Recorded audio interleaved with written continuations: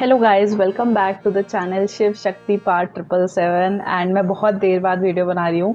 And हमारे था Ganesh Chaturthi, like Ganesh ji का पूजन 5 दिन के लिए।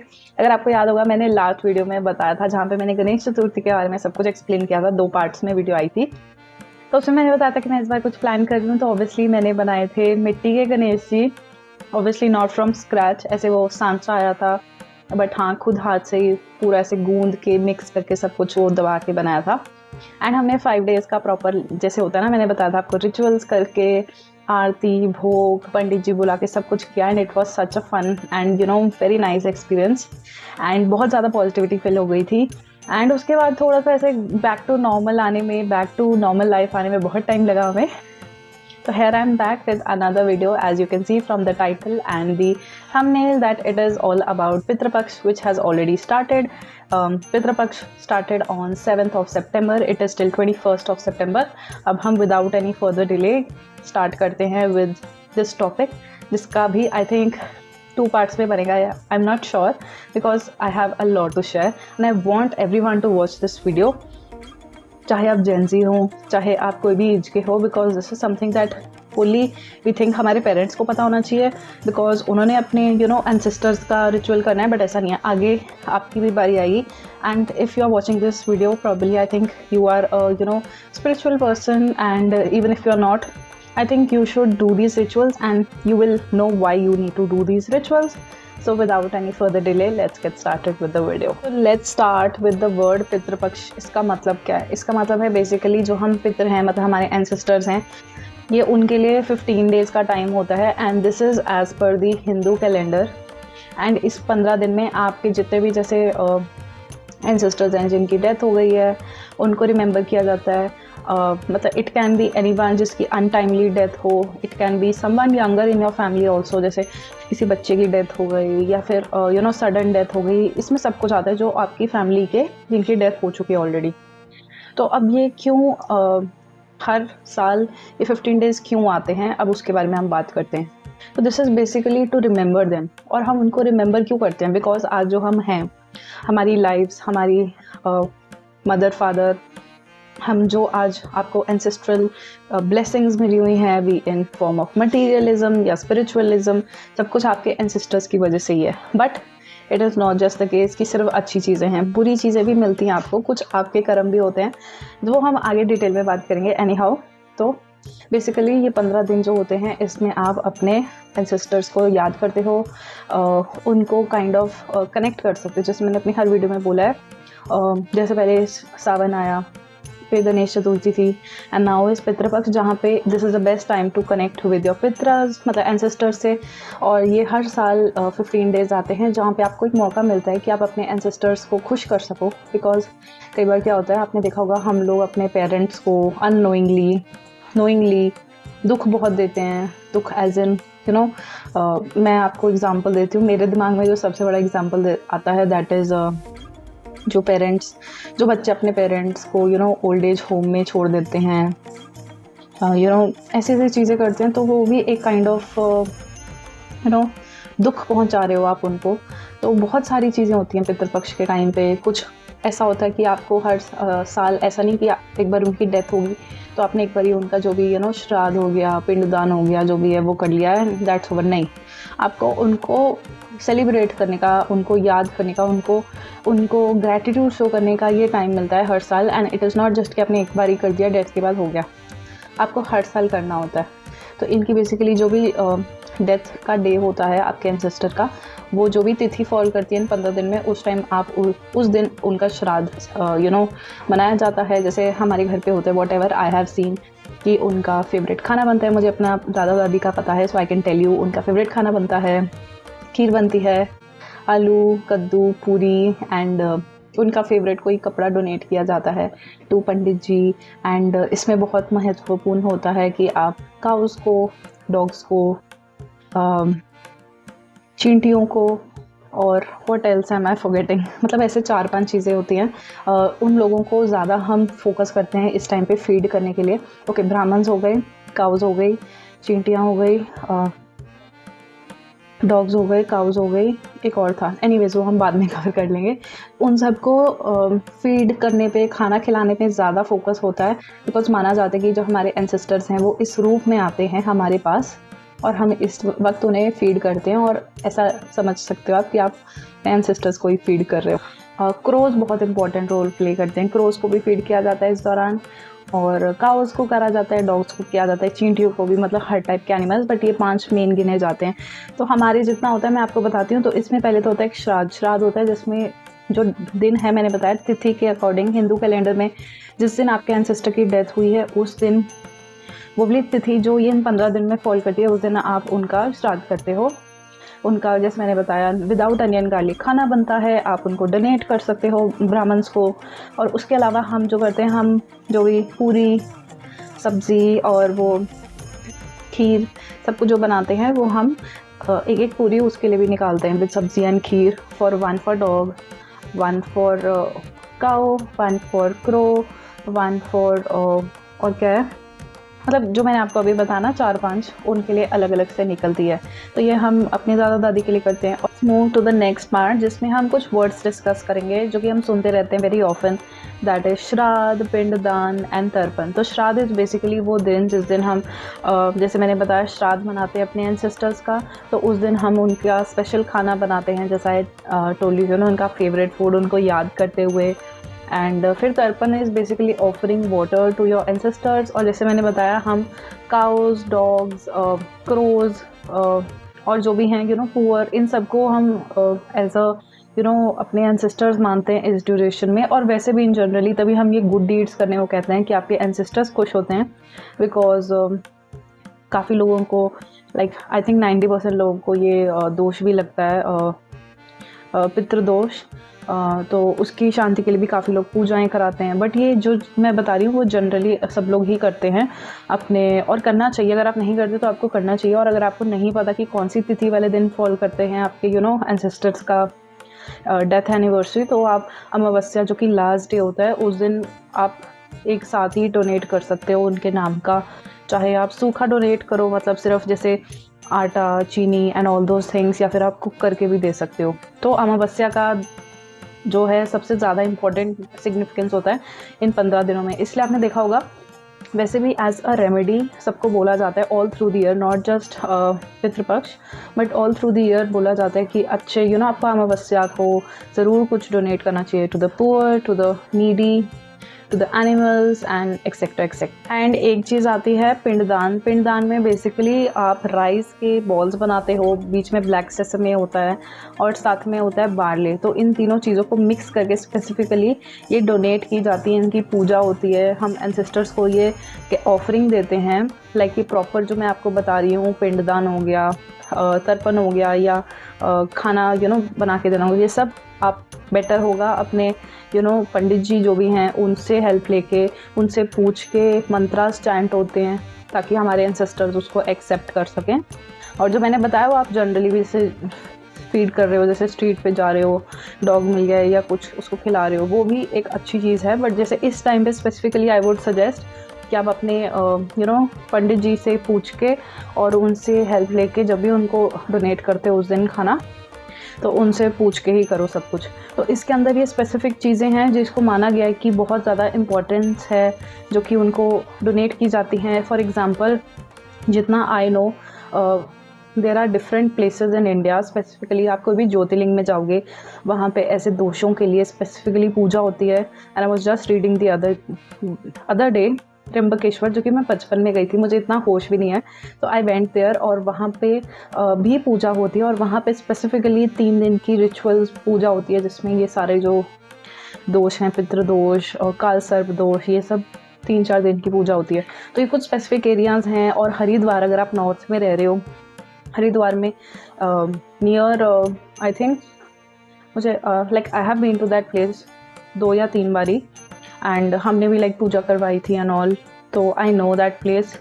So that is I think it's Narayan या विष्णु प्रेतशीला मंदिर समथिंग, तो वो आपको पता चल जाएगा। वैसे भी वहाँ पे काफ़ी लोग अपने एंसेस्टर्स की शांति के लिए, पूजा के लिए आते हैं, पूजा कराने। बात आती है हम ये कर ही क्यों रहे हैं, बिकॉज जैसे मैंने आपको बताया, हम जो आज एग्जिस्ट कर रहे हैं, हमारे पेरेंट्स एग्जिस्ट कर रहे हैं, वो सब हमारे एंसेस्टर्स नहीं होते तो क्या होता है। और कितने लोगों को, और हम लोगों को भी, सबको, जो भी प्रॉपर्टी, मतलब प्रॉपर्टी एज एन जो भी आप सुख सुविधाओं में रह रहे हो, आप कहीं ना कहीं उनकी वजह से भी रह रहे हो, due to your ancestors.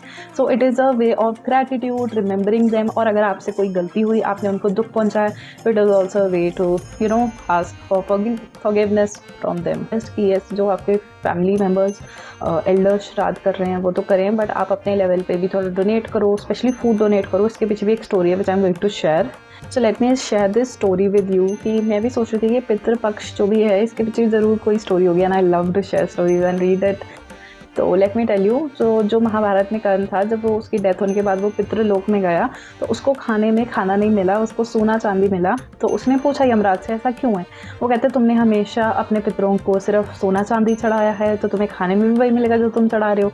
Basically आप अपने आफ्टर लाइफ जो डेथ होगी, आफ्टर डेथ जो भी आपको पितृलोक में जाना है, तो आपको कुछ चाहिए खाने के लिए, तो आप सिर्फ सोना चांदी से नहीं काम चलाओगे। तो फिर यमराज उसको, कर्ण को बोलते हैं कि तुम्हें 15 दिन दे रहा हूँ, जाओ धरती पे वापस, और अपने पितरों के जो तुमने भूल की है, उनको खाना नहीं दिया, सिर्फ वेल्थ सब कुछ नहीं होता, उनको खाना डोनेट करो और अपनी भूल सुधारो। तब उसने अपनी नीचे जाके जो 15 दिन है वो पितरों को फीड किया, बिकॉज सब कुछ पैसा नहीं होता, तो उन्होंने उनको फीड किया। और ये कुछ स्टोरी है, इसलिए हम इसको एज इट मतलब ऐसे भी समझ सकते हैं। आपने सुना होगा, if you guys don't know, let me tell you, जब भी किसी की डेथ होती है हमारे हिंदू कल्चर में, तो गरुड़ पुराण पढ़ी जाती है। आई थिंक गरुड़ पूछते हैं विष्णु जी से कि जो लोग अपनी एंसेस्टर्स की श्राद्ध नहीं करते उनका क्या होता है, तो ऑब्वियसली उनको पितृदोष लगता है। तो मतलब जो एंसेस्टर्स आपको ब्लेसिंग देने वाले थे, वो आपको एज अ कर्स बन के आते हैं, because they are not happy, they are not satisfied. So ये यूजुअली तब होता है, या तो आप गलती से भूल जाते हो, या आप जानने के बावजूद नहीं करते हो। और काफ़ी सारे लोग जो भगवान में नहीं मानते और इन रिचुअल्स को नहीं करते, निगलेक्ट करते, स्पेशली आजकल की जनरेशन जिनको इन सब चीज़ों के बारे में पता ही नहीं है, which is why my main focus was to make this video, कि उनको पता होना चाहिए हर एक चीज़ इसके बारे में। बिकॉज मुझे भी इतना पता नहीं था, whenever I asked my parents, उनको भी थोड़ा पता नहीं था, and it was a taboo to talk about don't say that word and all those. But as I am diving deep into spirituality, astrology, I get to know that no, we need to know and speak about it. So जो लोग नहीं मानते हैं या जानते हुए भी नहीं करते, इसको प्रायोरिटी नहीं करते हैं, तो डेफिनेटली उनकी लाइफ में कुछ प्रॉब्लम्स आते हैं। तो let me tell you the science and symptoms that you can analyse without your kundli and all, कि यू हैव पितृदोष और नॉट। अब जो मैं बात कर रही हूँ, जो सिम्टम्स हैं, ये ऐसे नहीं है कि एक टाइम हुआ, it will be like prolong, बहुत साल हो गए, रेपिटेटिवली बस वो चीज़ अचीव होने वाली थी या वो चीज़ मिलने ही लगी थी और आपको नहीं मिली। फॉर एग्जांपल हो गए आपकी मैरिज लेट होना, बार बार आपका रिलेशनशिप टूटना, उसके बाद चाइल्ड ना हो पाना, करियर एंड फाइनेंसेस में दिक्कत आना, एंड नॉट जस्ट बिकॉज पितृदोष जो है वो पूरी लाइफ टाइम चलता है। तो इसलिए कहते हैं कि इसके लिए आपको हर साल करना है अपने पितरों के लिए डोनेशंस, उनको खुश करना है, उनसे कनेक्ट होना है, उनसे माफ़ी मांगनी है। एंड ये चीज़ तब तक नहीं हटेगी जब तक आप उनके लिए प्रॉपर जो आपने पेंडिंग रिचुअल्स थे आफ्टर डेथ नहीं किए और उनसे फॉरगिवनेस नहीं मांगते for whatever you have done in past life और whatever. And then there are health problems, बहुत ज़्यादा हेल्थ प्रॉब्लम्स हैं, बार बार आ रही हैं, आपको स्टडी में दिक्कत आ रही है, फ्यूचर स्टडीज़ में, फिर इन जनरल आपके पास सब कुछ है फिर भी आप खुश नहीं हो, बहुत नेगेटिव माइंड मेंटल स्पेस में हो। तो ये कुछ है which is like a prolong period. ये फेजेस तो सबकी लाइफ में आते हैं, बट ये एक आपकी पूरी लाइफ में ही एक इनमें से कोई एक दिक्कत होगी बहुत मेजर, तो this can be a definite sign of Pitradosh. So let me tell you, जैसे आपको लगता है आपने कोई गलती नहीं की, बट अगर आपकी कुंडली में या आपकी लाइफ में पितृदोष का इफेक्ट है, तो दैट मीन्स कि आपके पिछले कर्म में कुछ अच्छे नहीं रहे होंगे अपने पितरों के लिए। जो भी आपका रिलेशनशिप रहा होगा अपने पितरों के साथ पास्ट लाइफ में, तो वो आपको अब भुगतना पड़ रहा है। जैसे कि अगर आपके दादा परदादा ने भी कोई वो किया है, मतलब उनका पास्ट कर्मा कुछ बुरा रहा है, वो कहीं ना कहीं उनके बच्चों में, बच्चों के बच्चों में भी आगे डिपिक्ट होता है।